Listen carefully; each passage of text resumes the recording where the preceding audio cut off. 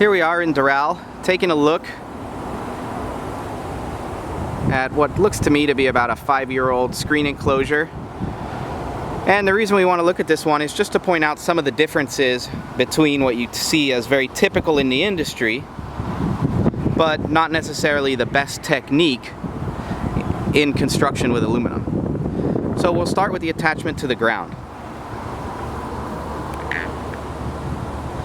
In this case, we have some wedge anchors here, zinc coated steel. And as you can see, they've already started to rust. This isn't necessarily due to weathering, it's more just about a poorly coated screw.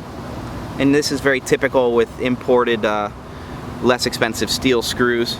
And then you notice also that you only have one clip connecting this upright post, which gives the structure all of its strength to the ground. Right? In this case you have two, and then in the secondary clip you have just a tiny little tapcon. Right? Moving on up, we see that there's a lot of degradation in the finish. So this bubbling you see in the paint isn't a defect in the paint. That's the aluminum underneath calcifying. And that happens essentially when you have an inexpensive paint finish, like a spray applied paint, and not a good quality one. And that essentially allows a lot of moisture underneath the finish and allows the corrosion to set in quite rapidly. Other things, you see our structure here is held together with rather small screws. These are called self-tapping sheet metal screws. In this case they used an extremely small screw. This definitely wouldn't pass code, but it's also not something building inspectors typically look for on these kind of structures. They just look to see that the screws are actually there. At the connection from the wall to the roof, this is a big one. This is called a lap connection. And basically what it means is this roof beam that we're looking at right here, the installer pulls the beam apart slightly so that it overlaps the wall beam, and then they screw the sides of that roof beam to the wall beam. There's no internal support. It's a very simple, inexpensive connection, and anybody can do it in the field with a miter saw in about 20 minutes time. The problem with it is that it's an unsupported connection, which means that there's no meat for the screws to bite into. On an enclosure such as this, the metal is quite thin, especially using small beams, and therefore the screw will really only bite in about one tooth or one thread into the metal. So this connection that you're looking at there has 4 screws into the side of this aluminum beam, and only about one thread per screw is actually biting into the metal. So obviously not the best scenario for connecting the wall to the roof. And this is a primary point of failure.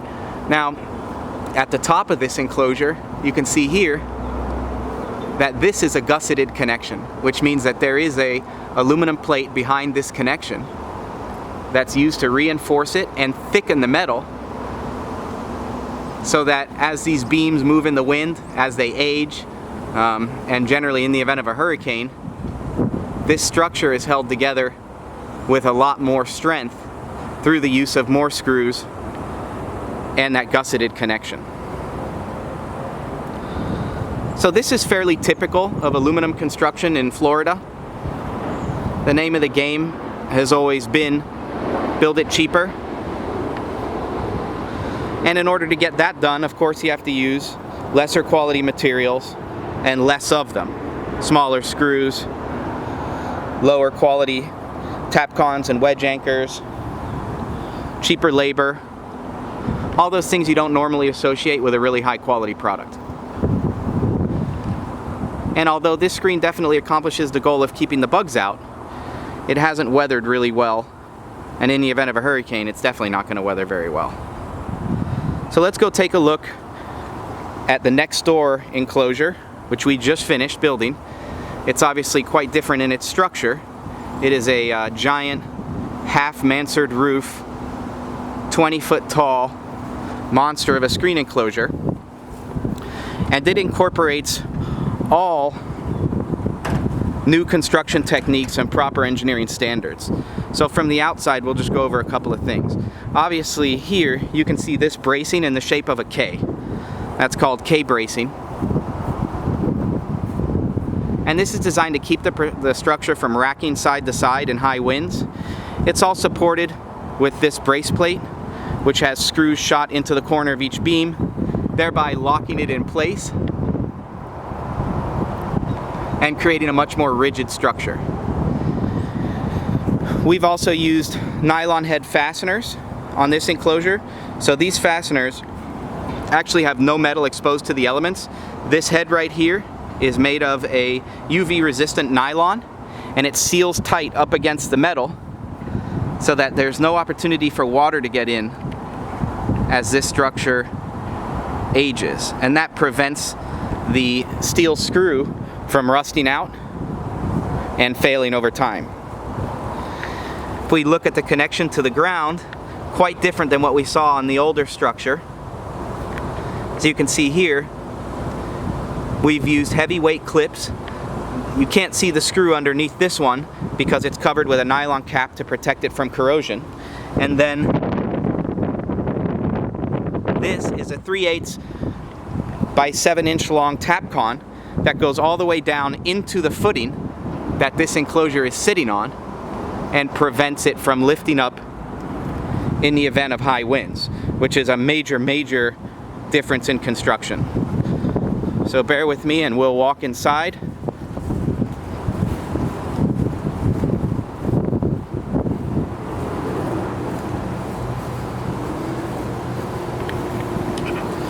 And once we get in here, we can really start to see the difference in the construction techniques employed, right?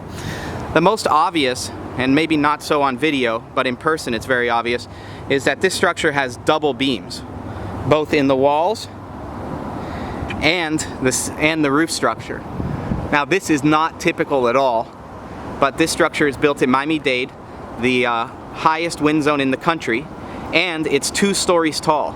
So you can imagine the amount of wind load that this would encounter in the event of a hurricane, and therefore we really over-engineered this structure to provide the homeowner with a little extra peace of mind. Again, all of our stainless steel tapcons that connect this structure to the ground are covered with UV resistant nylon caps, along with the nylon head screws that hold this clip into the post. The same thing here. This is a very long, very strong stainless steel tapcon, penetrates down into the footing about 7 inches, giving us a lot of meat that those threads on that tapcon can grab in the event that this structure encounters a hurricane. Again, we use all nylon covers for all of our screws to prevent the appearance of rust. And then the main structural difference in a structure like this, and this makes a massive difference, is we used a gusseted connection at all of our wall to roof beams. Now this gusseted connection is what's called a moment connection in engineering terms, and basically it means that we've used a reinforcing plate to tie 2 beams together and create one rigid structure. So you remember on the older enclosure that's next door, it had that little lap connection with 4 screws in it. So just taking a look at the difference between the two, I'm sure you can tell that the moment connection is immensely stronger. Same thing at the connection of the mansard rise to the flat section of the roof. And then of course it attaches to the house with a structural gutter with internal bracing.